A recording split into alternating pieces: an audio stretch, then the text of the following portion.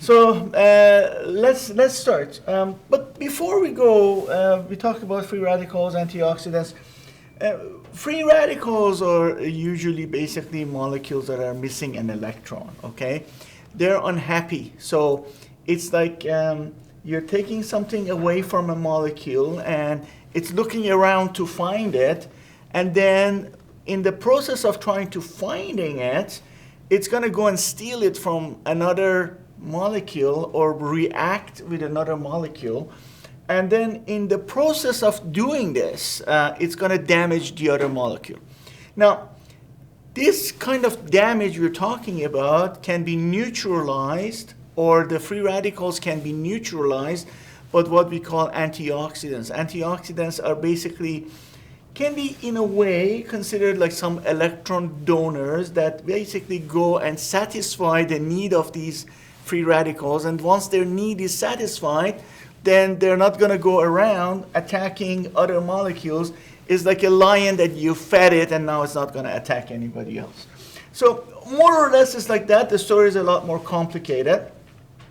Having said that, there is a little issue I like to discuss. We're going to sidetrack a little bit. And I want to talk about a little bit about social media, because there is a, it's a very, very powerful, capable tool, and like any other tool, I always say that, well, we're talking about tools. What is a tool? A tool is like a wrench, like a scissor, like an X-Acto knife. A means to perforce or enhance a task. Right. But if it's used in the right way, so if a tool is used in a wrong way, then it can be harmful, it can be damaging.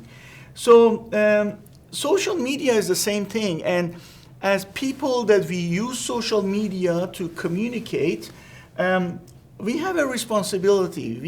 We need to be thoughtful of how we say things, what we say. We need to be responsible, and we need to make sure that we don't take things out of context and we don't twist the facts. And especially we are at this time and age that so much misinformation is provided on social media. We need to really be positively acting on that. So make sure that we work together as a team, as one family, to do the right thing and not try to just attract followers or get wrong messages across by giving misinformation. And I'm going to tell you a little bit why I'm getting into this. A couple of days ago, I was passing by our social media team's desk, and they brought this video to my attention that a person out there, they used a video of Manuela. They changed her voice. They put a funny voice on her, and it was not only that this person did it to her, they did it to 3 other people, that when they were talking about sunblocks and sunscreens, and they made what Manuela was saying sound very incorrect. And that really didn't sound, sit well with me, because when they did this video, they changed the voice, they took little clips of what she was saying. She had a whole presentation for a few minutes, and then they took like 5 seconds out of it. And when you do this, you can become very biased, and then you can misinform people, and that is not right. So I wanted to go back again and talk a little bit about sunscreens and sunblocks. Look, sunscreen, we are talking about us as formulators. When we talk about sunscreens, we are usually referring to ingredients that through chemical bonding, they actually absorb the UV rays, and they are not physical particles. They are chemicals. I mean, they are organic, okay, not inorganic. Inorganics are the sunblocks, and I'm going to try to explain it a little bit more detail. So when you're using ingredients like octyl methoxycinnamate or avobenzone, these are organic chemicals that usually through chemical bonding that they have, the structure that they have, when the UV ray hits it, they absorb this UV ray and they dissipate it as heat. And this is the mechanism of how it works. Physical blocks, on the other hand, are inorganic chemicals. So they are minerals like zinc oxide or titanium dioxide mainly. And in the past, we thought that they are just basically blocking the light or reflecting it. The new science, the new investigation suggests that they actually absorb as well.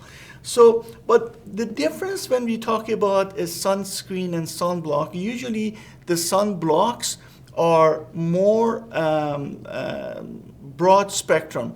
They're more potent in terms of both UVA and UVB, whereas some sunscreens that are organic chemicals, they are mostly UVA, UVB, and not UVA. There are some that also are UVA.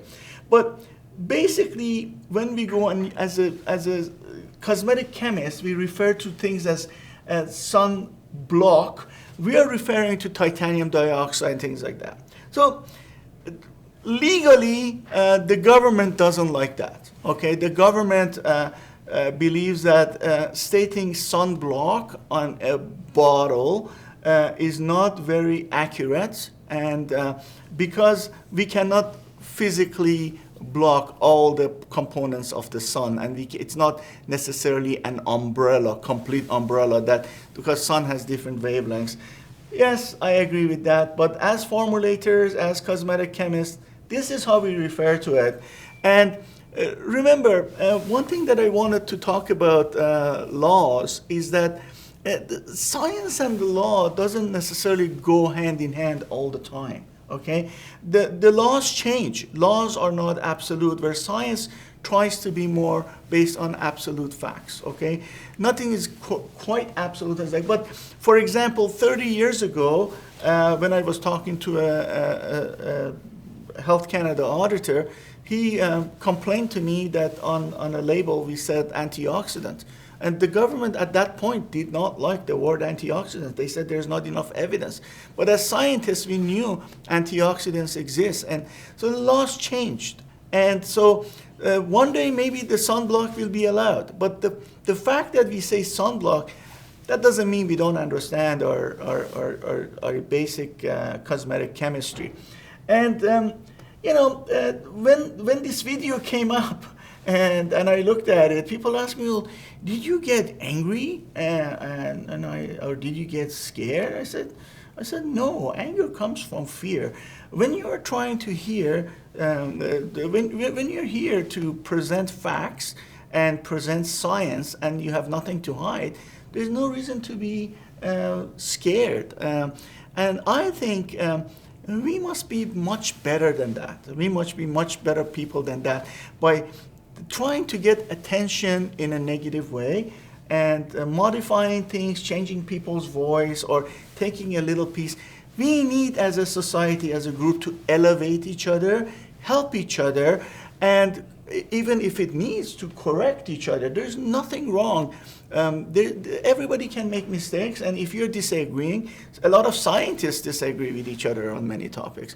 But putting each other down, I just wanted to tell our audience, I really believe is a wrong thing, and I encourage everybody to think positive and do the right thing.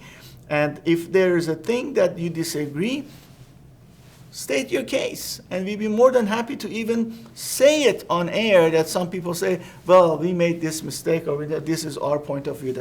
That's how we excel. That's how we make our society better. So I'm going to leave it at that, and we're going to continue because we have much better things to talk about.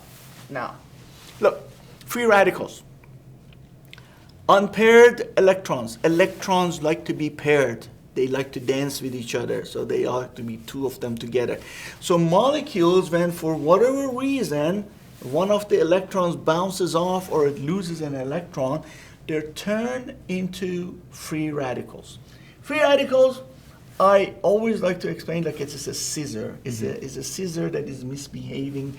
It goes around and it cuts fabrics, and those fabrics can be their DNA, or proteins, or good molecules, and we need to have them under control. However,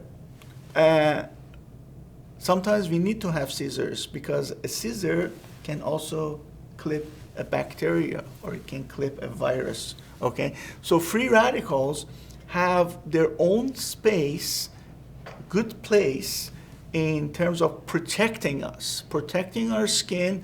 So if you overdo on a very good thing that can be an antioxidant, and you over damage and kill the good balance between the free radicals and antioxidants in your skin or in your body, it can actually be harmful. So you need to be aware of that. So don't overdo anything. Remember, toxicity is a function of concentration. Anything at certain level, even an amazing ingredient or an amazing food, an amazing vitamin can become toxic.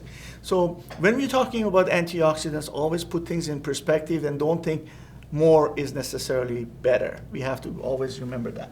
So these free radicals, there are two categories. One is that your body creates them. It is part of your defense mechanism in your body. As I mentioned, for example, nitric oxide is one of those ingredients that is considered a free radical. And nitric oxide actually has a lot of benefits in your body, and it can control a lot of bad bacteria and viruses. It's a defense mechanism in your body. It's also a vasodilator. It can have a lot of benefits. You guys look into nitric oxide when it comes to enhancement and things like that, and supporting your body and your strength and things like that. So, so there are things that come from the environment that can be free radicals, things that are endogenous or things that are exogenous that comes from your environment. So those are one way of categorizing them. The other way that you can categorize them is by the type of the free radicals there are. There are many kinds. There are reactive oxygen-species hydroxy radicals. I'm going to get into details next time because otherwise I think you're going to tune out. It's going to get too scientific. Okay, so now we're not talking about, now we want to neutralize these free radicals. We need antioxidants. And one of the things that we need to be able to do, we need to see not every antioxidant is going to be control every free radical. So certain antioxidants are better in controlling different types of free radicals. And this is what is very, very important when we are trying to select our skincare regimen, is that we pick the right antioxidant for the free radical. And then another thing that becomes very, very important, more than this matching, is that free radicals can exist in the part of your skin that is water loving and in a part of skin that is fat loving. So your skin has water loving sections and fat loving, like ceramides, and then you have the extracellular matrix, etc. When we are using an antioxidant, that formulation needs to be designed in a way that can go into both of those sections. So let me give you a simple example. When we are talking about vitamin C, a regular form of vitamin C, which is the L-ascorbic acid, is a water-loving molecule. So it doesn't matter how much L-ascorbic acid you put in an antioxidant formulation and you apply it to your skin, even if the formulation is designed really well, it may not be able to penetrate to the fat-loving environment of your skin. So you are looking after the water-loving part of your skin, and then you are ignoring the fat-loving. So when you are using an antioxidant for your skin, you need to make sure that you use both type of antioxidants. For example, a fat-loving antioxidant is vitamin E. Vitamin E, now it will not be able to penetrate the water-loving part, but it can go into the fat-loving part.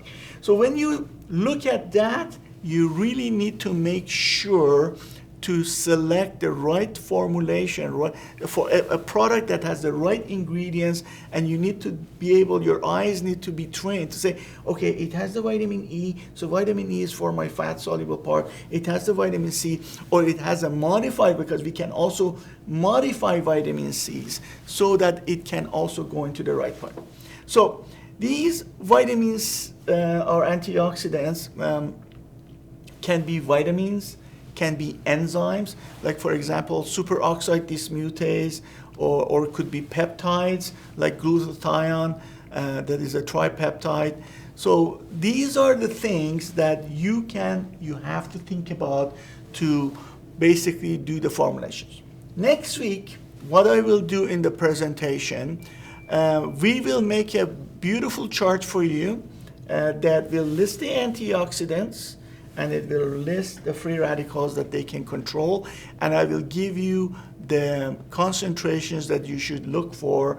And if there's anything more that you want me to add for the next week's presentation, please let me know.